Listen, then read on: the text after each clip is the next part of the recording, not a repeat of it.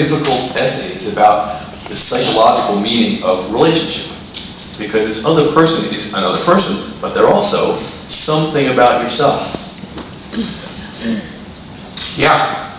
Well, one of my most famous lines I've ever written, which popped out of my head one day, is "The killer in me is the killer in you," which is a direct recognition of, I can judge you, but I'm just as likely to wake up at night too. In relationship, the difficulty is at what point is projection a good thing and a bad thing? Right. If I'm not attracted to you, well, I'm not going to be with you.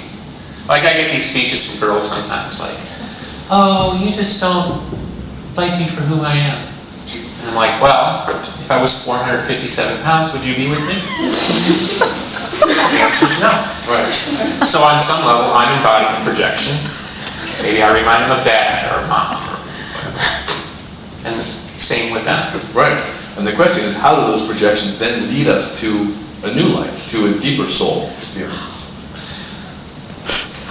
In my experience in life, the inner voice, soul, however you want to understand a being, wants confirmation that they're recognized.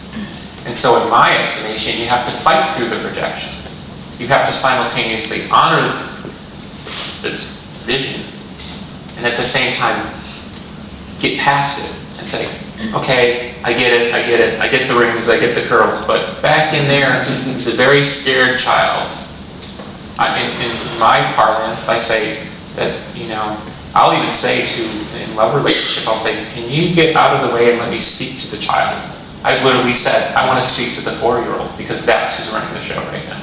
And I'll have a conversation with the 4-year-old. Yeah. And it will change the direction of the relationship because the 4-year-old, which maybe on some level is the pure embodiment of the soul's desire or something, needs to hear, this is worthy.